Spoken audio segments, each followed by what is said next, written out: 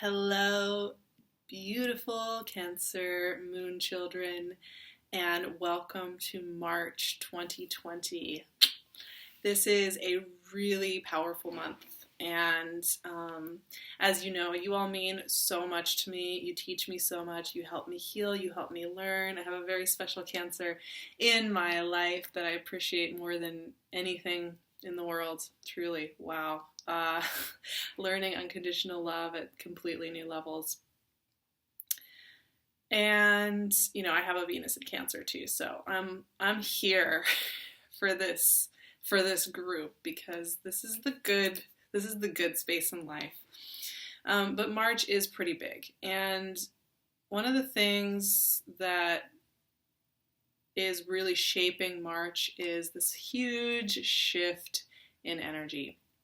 Saturn is shifting, my friends, from your opposing sign of Capricorn, where you've been doing so much work when it comes to relationship, when it comes to love, when it comes to self-love, when it comes to understanding your path in this life, into Aquarius, which, if you're a Cancer rising especially, this is your 8th house of death and transformation.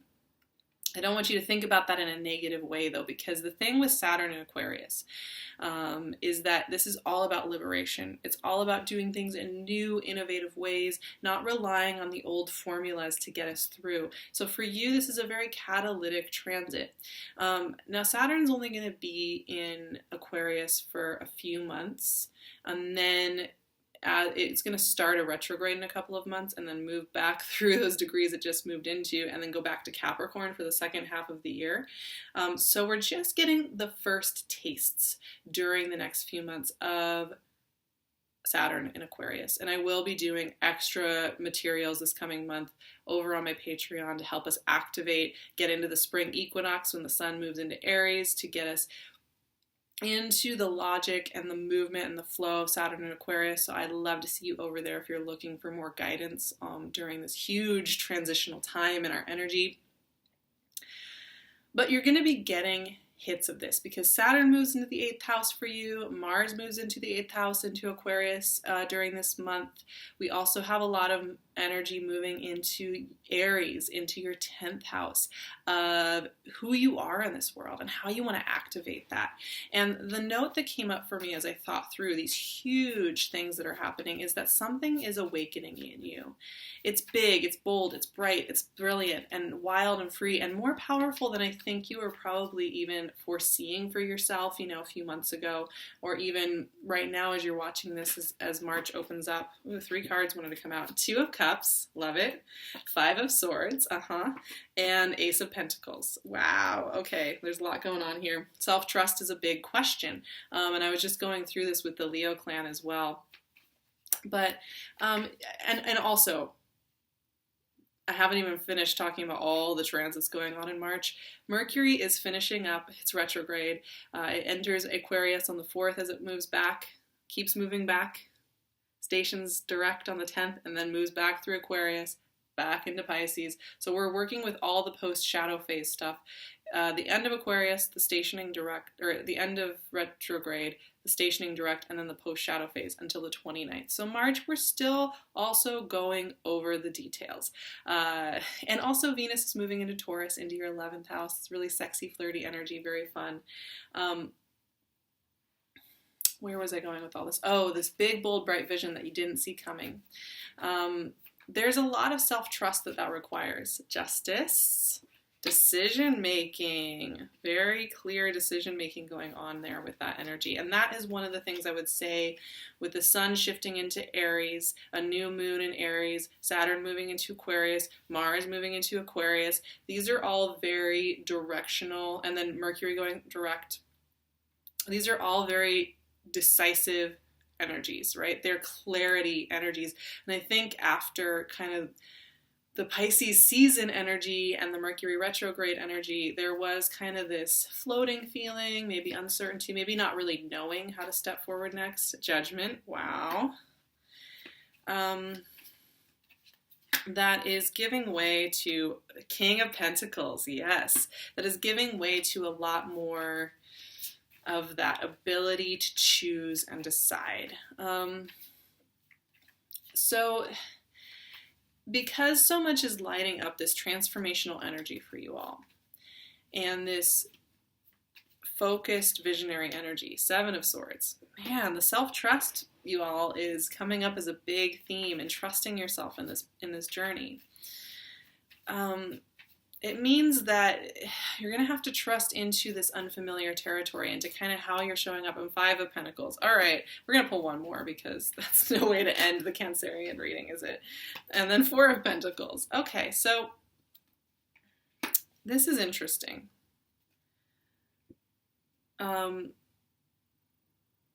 This is really interesting because, like I said, the note that came up for you was this big, bold energy, right? That life is really visionary, wild, big. There's big investments going on. There are big doors opening up for you.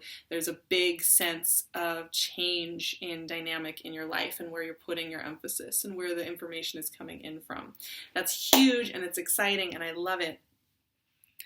But I think when those times come, they can be a bit overwhelming and a little intimidating even as we're trying to kind of parse through what's for us, what really is serving us. Are we listening to our fear? Are we listening to our intuition? That's a classic question.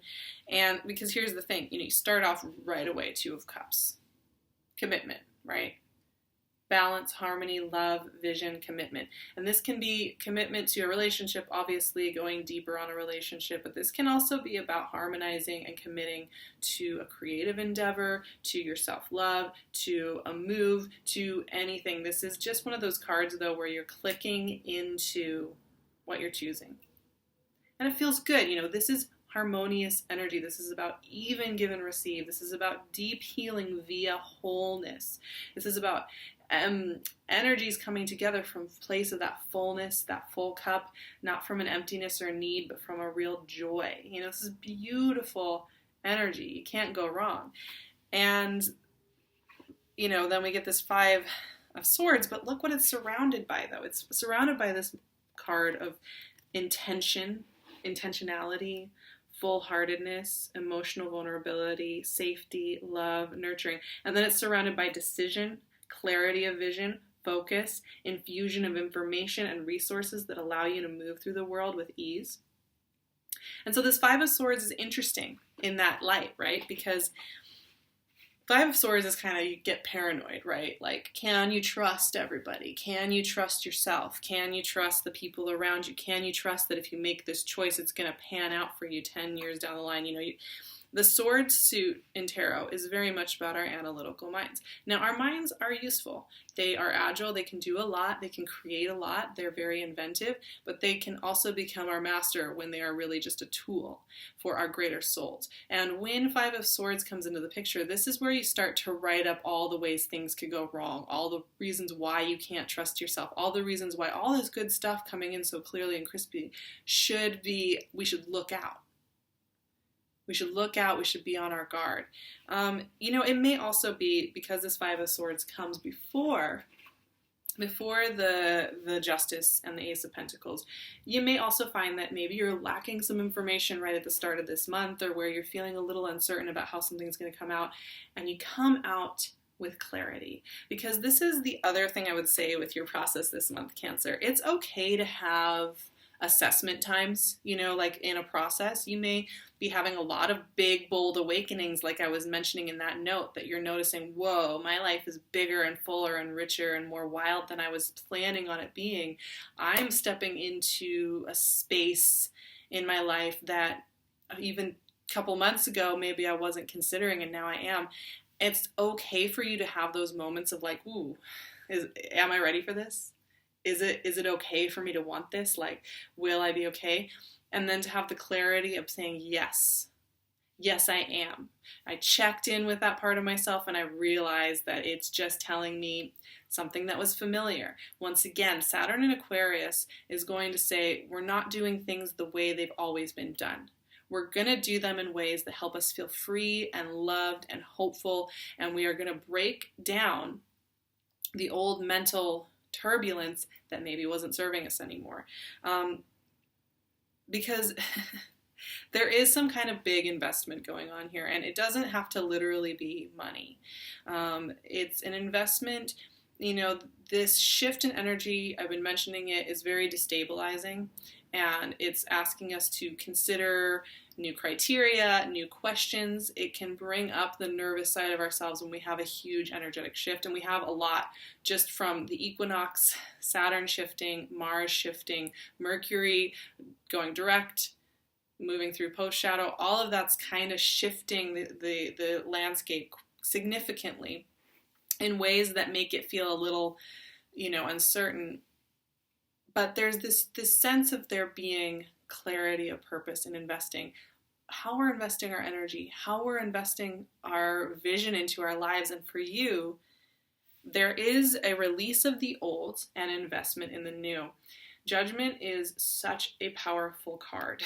It is all about the release of judgment, actually. It's where we give forgiveness for the past, forgiveness for what is done and gone, forgiveness for maybe how we mistreated ourselves or mistreated others in the past, forgiveness for our parents or our ancestors who maybe handed us down a painful idea of what life was supposed to be. All of that getting released. Now, once again, Saturn and Mars are in your 8th house of transformation, which is very much this kind of judgment energy of going into the underworld and finding release there. I think also just to keep in mind, you may find that sitting with that kind of darker part of yourself, or that part of yourself that is nervous, that is in the old paradigm, is okay. It's helpful because it's helping you see more clearly.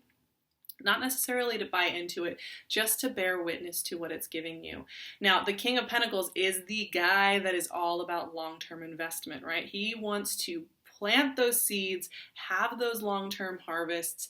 He's very tied to kind of that Venus and Taurus logic of things being juicy and good and long and taking their time to develop, but being very investment focused. And that's where I'm saying, the Justice card and the Ace of Pentacles and the King of Pentacles and the Two of Cups, these are all agreement energies. And I like to say, when we're going through a big doorway, shift in energy, change in dynamic, we often get pulled to sit quietly, and you may be noticing you kind of have these very clear moments where it's like, do you really want to pick up this beautiful cup? It's for you, but you don't have to pick it up. Because if you pick it up, it means you're going to have to learn new skills. You're going to have to do things in new ways. You're going to be in new, unfamiliar territory constantly. And it's up to you to choose it. And you may be noticing that dialogue going on, and that part of yourself that's a little afraid saying, well, maybe we could just stay. And then that bigger soul part of yourself saying, I want to find out what happens when I go there. Now, that's what's interesting with the last 3 cards. I kept trying to pull like an outcome card, but here's the thing. The outcome is the Ace of Pentacles. The outcome is the King of Pentacles. The outcome is the Two of Cups. They're always with you. They've been with you from the start of the month. They're going to be with you at the end of the month. Your biggest challenge, my Cancerian loves, is to trust your intuitive guidance and to sit with love and compassion for the part of you that feels unworthy, scared of investing, nervous, like you're an imposter in a landscape that you're not allowed to be in. This is a time to be very soft. 7 of Swords, I've nicknamed the imposter syndrome card. This is where you think you're getting away with something, where you think the only way for you to be happy is to have to sneak around or do things backwards. The 5 of Pentacles is feeling shut out from the divine, shut off from your greater purpose, unworthy of it.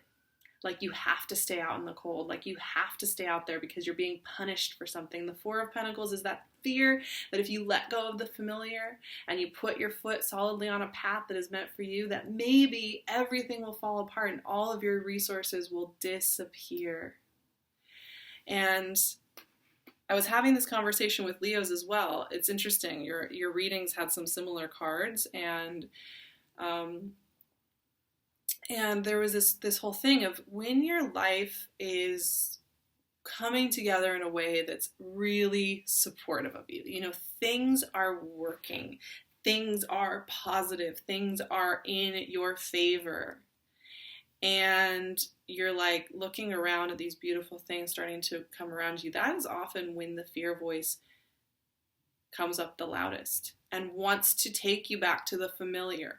Most of us have some programming, and it all looks different, it sounds slightly different, that says that life is supposed to be hard and a little unsatisfying, that you kind of just put up with the crappy things, and it's always going to be kind of scary, and you shouldn't be just full of joy and curiosity and play.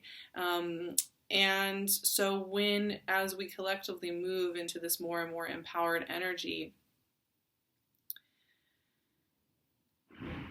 it gets more and more clear that voice doesn't fit with this beautiful landscape, right? And so we see it really clearly, but it still wants to protect us. It still wants to keep us safe. It still wants us to be in more of that Saturn and Capricorn logic rather than the Saturn and Aquarius logic. And so I'm noticing there's a really big conversation for everybody going on right now on those old value systems and on the new value systems. And there being a very clear choice being made here. Now for you, yeah, you're going to choose this beautiful, big, bold future, I think. I can't help it. I want to pull one more card for you all.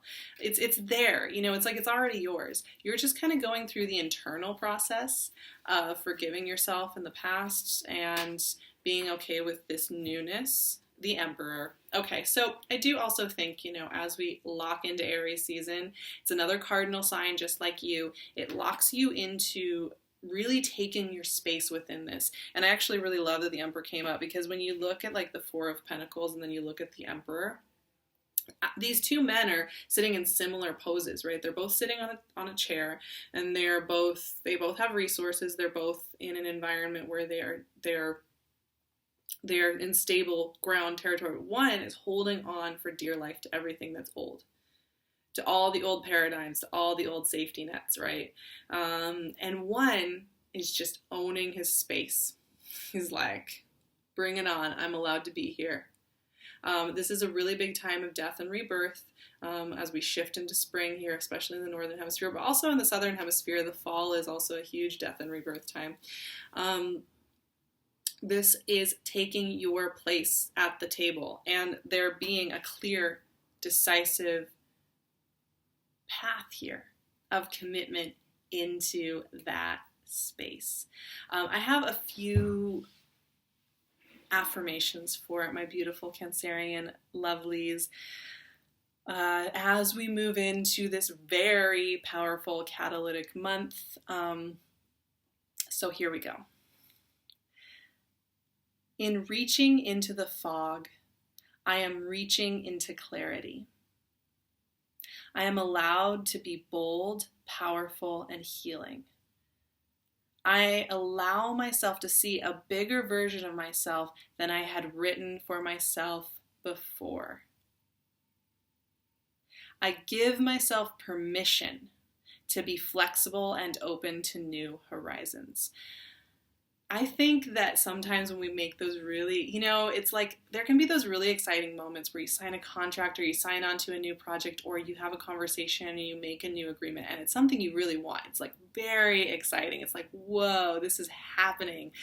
This is big. This is crazy. Like, I can't believe this. It's so good. And you want to be saying yes to this. It's not something that feels icky or confusing. And yet, once you've signed on the dotted line or said yes to this thing, there is that voice that just comes in and is like, oh my gosh, is it going to be okay? Am I allowed to do this? And I think that that's such a natural thing to come up. And I think we make a mistake in trying to stomp that voice down and say, shut up, don't ruin this for me. But I think that's a very superstitious way of going about loving ourselves. And so this month, you just may find in giving that little voice just some room to just, I always recommend for the scare and the paranoid, the worried voice to write out what it's saying, let it come out on the page, because what will happen is you'll see it And you'll see what it's doing, because most often it's just trying to protect you. It's trying to keep you safe. It's trying to look out for you. And when you see it kind of clearly like that, you can give it a lot of love, and then it doesn't have power over you to make your decisions for you. And it also doesn't dictate how you feel. So, keep that in mind, my lovelies. It's a big time. It's a huge time. Take your time. Like I said with that first affirmation, reaching into those foggy places, those uncertain places, listening to them, being soft with them is actually helping you get into greater clarity. You have some really big opportunities coming in here this month, and being soft with yourself is huge. I know you're a cardinal sign and that you can get in there and get things done and make it happen, but it's also important for you to listen to your water logic while you're doing that and to honor both sides of your nature as you move through. I'm sending you so much love. Like I said, I'm going to have a ton more resources in my Patreon. So if you're looking for more guidance and activation around these big shifts, I will be providing a lot of resources and support over there. You can also find me on my website, SARAHTAROT.com. I will be opening more sessions very soon, so keep an eye out. I will probably be announcing when I roll out new session dates on Instagram, so I highly recommend you go follow me there so you know when those appointments are available. I would love to work with you so much. And of course, I'm wearing PinkLune's gorgeous jewelry. So if you are interested in getting your hands on some of her beautiful handmade jewelry, you can find her Etsy link below. I'm sending you so much love, and I will talk to you very soon. Mwah.